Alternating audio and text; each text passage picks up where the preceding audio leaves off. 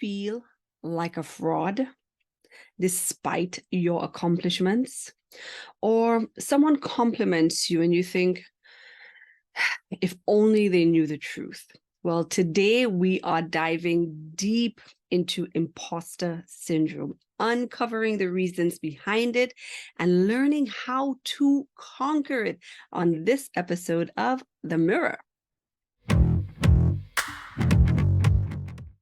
If you've experienced self-doubt ever and questioned your own abilities, especially if you're curious about how temperaments play a role in this imposter syndrome struggle, well, stay alert because today could be the change you didn't even know that you needed. I am Rhonda Girodi, your personal development coach, and I'm thrilled to have you here with me on The Mirror. If you're new, don't forget to subscribe and hit that notification bell so you never miss out on empowering content. If you're just getting caught up as your coach on this series and others to follow, I'll be presenting you with very resourceful, relatable information and tools purposely designed to help you, my audience and family members, who I so highly esteem and appreciate you taking the time to actually be here. So we're going to continue to build reliance, resilience, and resistance to gain self-mastery on your personal development journey. I swear, every time I say that, I think I'm going to bite my tongue off. Before I go any further, for those of you who are interested in the books that I referenced in the last episode where we talked about people pleasing, this is one of the most impactful ones. It's a great option because it's also a lovely read, and it'll also help you with what we're talking about today. It's called The Confident Woman by Joyce Meyer. Sorry, guys, this one's for the ladies, but you can purchase it for a woman in your life that you care about, okay? If you're interested, the link is in the description if you want to be able to check it out.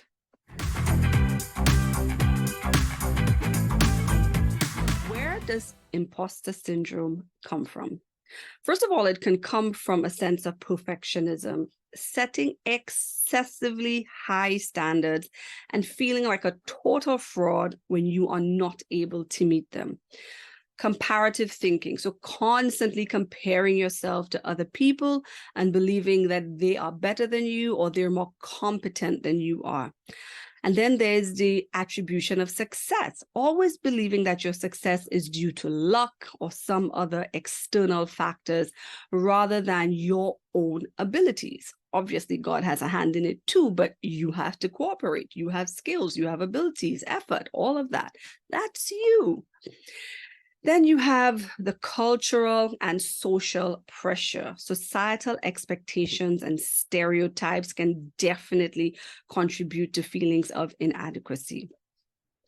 So when all of this happens, what are the major consequences? As I mentioned, anxiety, stress, decreased mental well-being. And on The Mirror, we're all about mental well-being and self-care.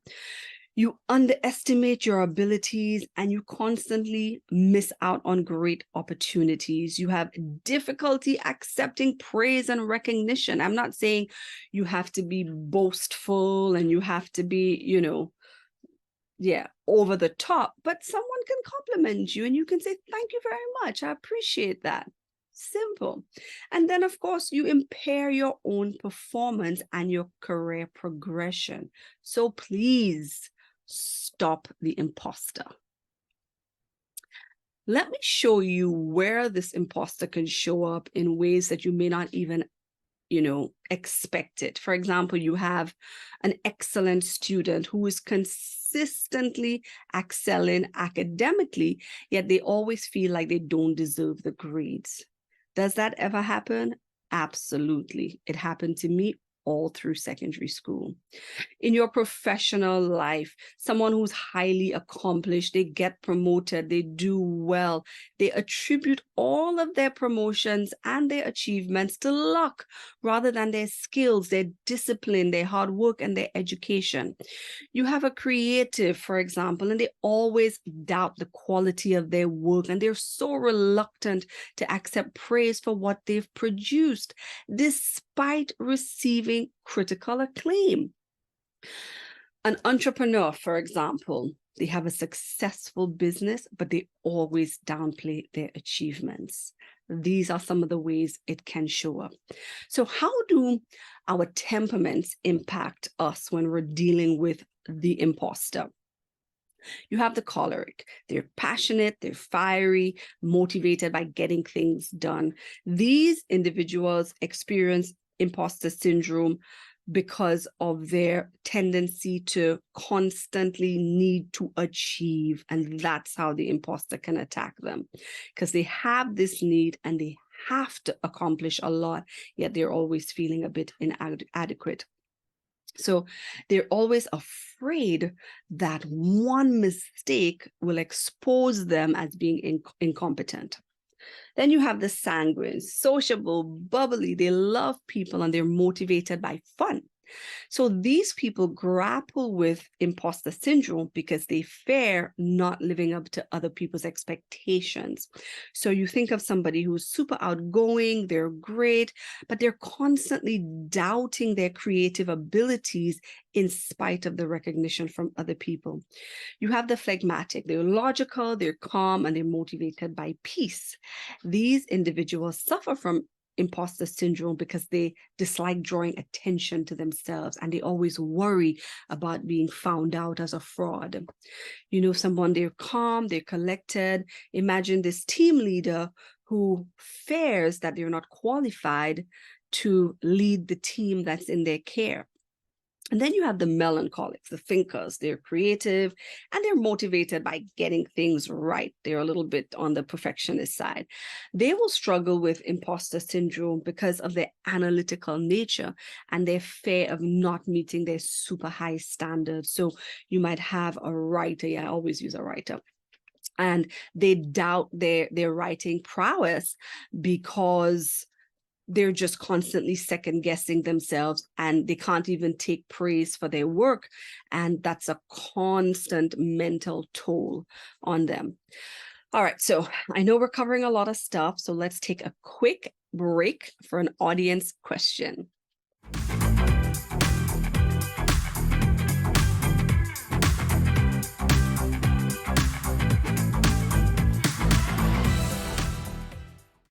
Thank you for staying with The Mirror. All right, so we've talked all about imposter syndrome, how it affects us. How do we fix it, Rhonda? How do I address this? How do I begin to put my mind in the right place on the right path? I'm happy that you asked. Self-awareness. So first of all, start by recognizing the signs of imposter syndrome and acknowledging them when they arise. So it's happening, and now you can, at least based on what we've talked about today, you can identify it when it happens. And then we move on to self-talk. Once you identify it, you have to change the negative thoughts with positive affirmation. So don't be on the defensive, play offense. And I have a resource in the link. I have a resource in the description for you. Click the link and that should begin to help you on the right path. Self-compassion. I think we could all stand to be a little bit kinder to ourselves and give ourselves a little bit of grace, okay? Then, of course, you have mentorship and support. Seek guidance from your friends and mentors. Create a little network. We have a great network going here. You'll get lots of support here. And that network of people, friends, families, whoever it may be, they can begin to give you a slightly different perspective. So where you may only see something negative, they can begin to shift that a little bit. Also, track your achievements. Keep a record of the things that you have accomplished. Remind yourself of what you've done. Remind yourself of your capabilities. That also will begin to be able to shift things in your mind. And if things are at an extreme stage, I will always recommend some sort of therapeutic intervention. Seek counseling. And if this is really a struggle for you, please get help. That will absolutely be my recommendation. Now, I have to be honest with you, this isn't something that will just disappear like that. All right, just to get the courage to get on here every week and create these videos and share parts of my life and record myself and do all of this, I have to take control of my thoughts. I still have to check myself and stop the imposter. But I don't like being on the defensive. I like to attack, okay? And besides, change will always start right here. So I start my day speaking positive things and scriptural promises over my life and over my dreams. I point d'ouvert, as we like to say. That way, when my thoughts come, when the imposter thoughts come, they red flag me because they don't line up with what I've already deposited on the inside of me. They don't fit because I've put positive stuff on the inside. I've deposited good thoughts, positive thoughts, you know, things that God thinks about me and how much he loves me and who I am in him. So anything else that comes, it just doesn't line up. It doesn't fit. So it red flags me and I can check myself. But we have to be consistent.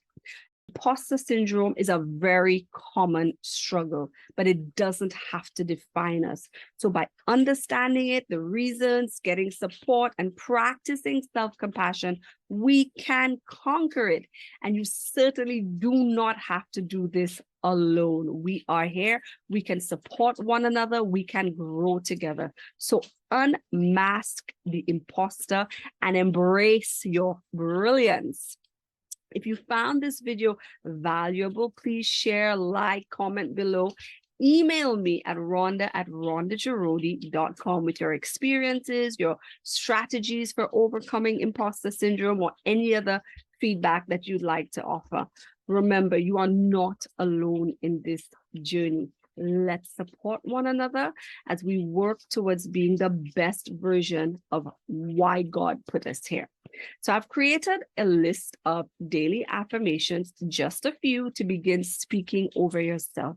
It's going to help you create some positive thoughts and have some healthy responses when that imposter tries to raise its ugly head. Remember, personal development is a continuous journey, and we always want to keep you equipped with valuable resources so that you can have a successful life. Thank you so much for joining me on this episode of The Mirror as we explored imposter syndrome. And until next time, choose to make it the best week ever.